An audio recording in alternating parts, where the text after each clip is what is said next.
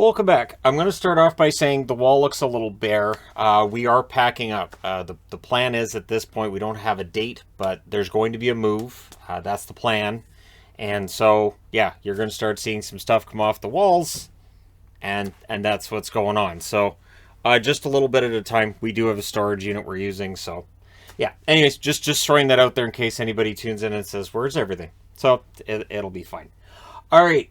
So the NHL had their sort of State of the Union sort of thing that they do at the All-Star game, and of course they do that a few times of the year where you get to talk to Gary Bettman. First off, he said Rocky Wirtz had an emotional moment. That was it. Sort of shunted aside and everything. And so, yeah, that's it. There's nothing else the Bettman was going to say on that. He said that the ASU plan, that if Arizona plays out of Arizona State University with the 5,000 seat capacity, that's fine. That it won't really affect league revenues is kind of what he seemed to be saying. Anyways, yeah, so he thinks it'll be just fine, no problems. I don't know if the owners are 100% in lockstep with him on that one. I do wonder if there's owners watching that and going, no. But the qualifier is this: there has to be the agreement for that new building. So he's saying this is fine, but we need to have the confirmation that the new building can be built, and that's in Tempe or Tempe adjacent is the plan. So that's where we're at with that. They also announced the Florida Panthers will get the 2023 All-Star Game. So it'll come to Sunrise. It should be fun there. I don't know if they can one-up what happened today. We'll get into the contests that were on today, but man, it was just a lot of fun. But yeah, so Florida gets the All-Star Game next year. They also announced that Boston will get the 2023 Winter Classic at Fenway. Didn't Boston just have a win? It feels like Boston had a Winter Classic not that long ago. So, yeah, that's what will happen. I didn't see an announcement of who they'll play yet. My guess is that the 2010 Winter Classic that they wore, they'll have some kind of a variation of that, I would think. They had it in yellow then. Maybe do that in white or do it in black or just figure something out there. But I am looking forward to seeing what Boston comes up with. They do tend to come up with some pretty good classic jerseys. But again, they've done it. They had a Winter Classic, 3 years ago? It feels like Boston's in them a lot. So if you're looking at this and going, again, even as a Boston fan, I'm thinking the same thing.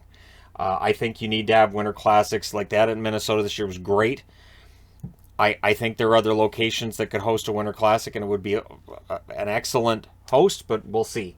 Interestingly enough, the Global Series is going to return next season, with games being played in Germany, Switzerland, Finland, and the Czech Republic, or Czechia, depending on what you want. And again, I know I've seen both. It's not a big deal to me. Czech Republic, fine. Czechia, fine, good. But yeah, whichever country you want to call it, they're going to get some NHL games next year. So that will be returning. I get the feeling that's a big cash cow for the NHL. And the 2024 World Cup of Hockey, if I'm reading this right, they're looking at Milan, Italy as a host for it. Okay, and I'm not saying anything against Milan, Italy, but it seems kind of odd to me that you would take a World Cup of Hockey, which would draw a ton of money in North American markets, traditional hockey markets, and putting it in Milan. It just feels odd. But anyways, we'll see. We're still quite a ways out from that. We'll see if the NHLPA and the NHL come up with something on that. There's also, he was asked about the draft and Canadian attendance and all this. The attendance restrictions are coming down in Alberta. They're likely to come down in BC as well later on this month. I don't know where things are at with Ontario or Quebec, but it looks like at least the teams in the West, I think, will be fine. I'm still going to a Canucks game in April. I don't have any reason to think there won't be full attendance at that stage. So the draft itself, he was asked, and he said, well, we'd have to move it out of Montreal if it's... And yet there's still the conversation about whether or not it might be virtual and whether they move it.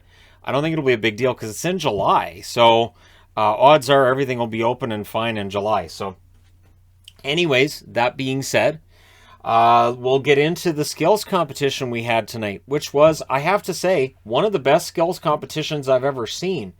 Kyrou wins fastest skater. I'm always happy when somebody wins that wasn't expected. I'm also glad that Dylan Larkin didn't wipe out. He was close. We've seen guys wipe out before. We've seen guys hit the corner going around before, and for Kyrou that was, or not Kyrou, for Larkin that was close. So glad he didn't wipe out and Kyrou wins it. Which of course led everybody to say, but McDavid's the fastest skater. It's one lap. It's one lap of the arena. I really think that fastest skaters should be more than one lap. I think it should be 3 or 4 laps because, and however you want to do that is fine. But I think one lap of the rink, I don't know that necessarily tells you who the fastest skater is. Just who's fast from a standing start. Then they had the save streak. The winner of that is the Atlantic Division with Vasilevsky and Campbell in net for that. They had a streak of 9. I think they benefited from guys trying to hot dog a little bit on their shots. And they talked about how it's difficult for goalies because they don't know what the players are going to do. It's not a game situation. They're loose. They're coming in slow. And you just never know. So, yeah, Vasilevsky and Campbell win that. Then they had the Bellagio Shooting Accuracy Challenge, which was okay. Jocelyn Lamoureux, she put up a pretty good time. We ended up with Yossi versus Werenski in the final, and Werenski wins it. What that did was it made me very... I don't know if you can be homesick for a place you go on holiday, but it made me really miss Vegas, seeing the Bellagio fountains. And later on, in this part of it, I saw the CVS, and I was like, oh, I used to go to that. I'm even a little homesick for the CVS. So I haven't been in Vegas for a couple years now. I'm really missing it. But we have a Vegas trip planned in August. So fingers crossed that comes through. So yeah, the Bellagio Shooting Accuracy Challenge was okay. It got a little bit slow in parts. But the pucks with the LEDs were kind of fun, although apparently they were heavy. I heard the players saying they were heavy. Then they had the hardest shot. Victor Hedman wins hardest shot. Not a huge surprise with that one. The Breakaway Challenge. This should have been saved for last. I think that when you're having a competition like this, you take the one that's flashiest and you save it for last. And they didn't. The Breakaway Challenge was a lot of fun. Kaprizov was dressed like Ovechkin for his breakaway attempt. Trevor Zegras went full dodgeball with his, dressed as Peter Lafleur and wearing a blindfold, which apparently the ESPN announcers pointed out he could actually see. Well, yeah, the guys on Sportsnet didn't say that because they're into the whole spectacle of it, but of course he can see. He's on skates and he's trying to take a shot. Anyways, so Zegras for me was the winner. That's why I'm wearing a Ducks jersey, because that was fantastic. Hughes comes out. Manon made a save on that. Manon Rhéaume was one of the goalies for this. But that was to set up the next shot. So he had a magic box, and a little mini Jack Hughes came out, and the kid scores, and the crowd enjoyed that. I thought that was kind of fun. Then he throws the stick in the crowd too, which is what Jack Hughes did on a goal celebration earlier this year. And then DeBrincat came out dressed as Alan from The Hangover. They even had a stuffed tiger they were dragging out on the ice. Dragging the stuffed tiger around made it kind of look like it was a dead tiger. So I thought that was... I don't know if I would have gone with the dead tiger, but the Tyson lookalike and everything, I was okay with that. But and the Alan thing was funny. Keeping in mind, of course, The Hangover was filmed in the city of Las Vegas. So nice tie in there. And of course, Dodgeball. The finals are in Las Vegas. Fantastic movie. The only thing missing... That's where you need to find, it's Gary Cole and Jason Bateman. Bring them in to do the announcing for that. That's the only thing that was missing there was Pepper Brooks and Cotton. That's what was missing for me. I really thought if you had the Dodgeball announcers for that goal, it would have been perfect.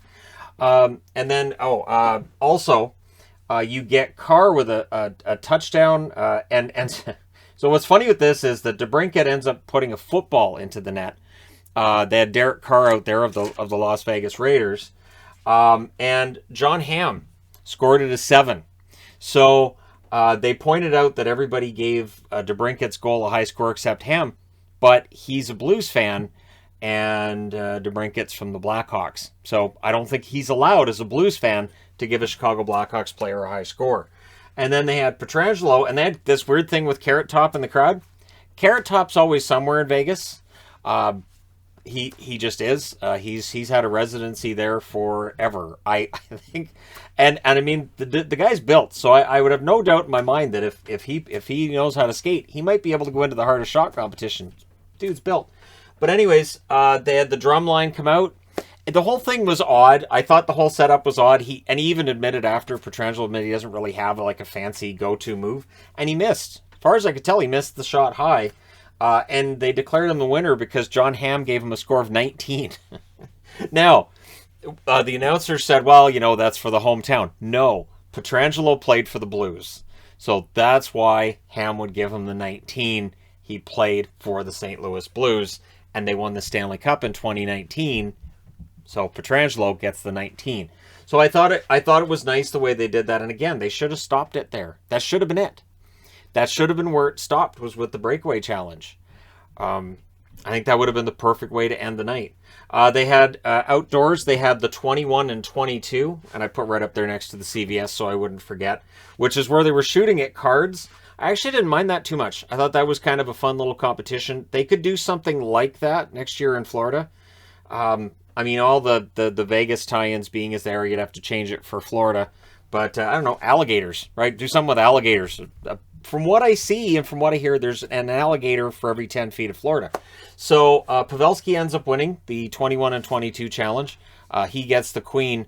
The weird part was I thought, okay, can't somebody shoot for a king? Nope, you have to shoot for a queen too. Okay, well, I would have thought that a king would score higher than a queen if you're playing. I understand in blackjack it's tens. It's fine. It's fine. I'm just thinking from a poker standpoint. Poker, the kings are higher than the queens. So to me, I would think that would be a tiebreak, but it's fine. So yeah, Pavelski wins, and kind of nice to see him win there. And then they had the accuracy, which goes back to the styrofoam targets, which I think it was Craig Simpson mentioned he was glad they were back to styrofoam targets.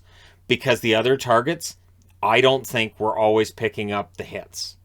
Styrofoam targets don't lie. I never understood why they went away from styrofoam targets. And then being back is perfect. Sebastian Aho wins with a time of just below 11 seconds for getting all 4 targets. So it was a fun day. I do enjoy the skills competition. I think it's a fun exhibition, and I think it's great for the kids. There were all kinds of kids in the crowd. They really, really enjoyed it. I also got a kick out of Johnny Gaudreau. When he missed the first target, he was going to swear, and he caught himself. He realized he was mic'd up. But and then once you've missed that first target, you're hosed. Once Aho puts up that time, the guys know, I missed a target, and I'm done. I'm just done. What do you mean I have to keep shooting until I hit all 4 targets? This is dumb. I'm not going to win. So you could kind of feel that energy a little bit. But hey, you know, it was fun. I enjoyed it. And yeah, so tomorrow, of course, is the All-Star Games. I guess the Pacific's playing the Metro and the Atlantic's playing the Central, and then the 2 winning teams play against each other. I will say this in closing. One thing I always thought as a kid, and I still think this now, one of my favorite things as a kid watching was seeing everybody out on the ice wearing their home team's jerseys. And I was always disappointed when the actual All-Star game rolled around and they had the bland All-Star jersey, rather than all wearing their own jerseys. So you could have all the players wearing their whites, all the players wearing their darks, and have them against each other. I think they could tell the difference. I mean, if I can have a meetup and we all know who's on what team, I think hockey players can figure it out at the NHL level too.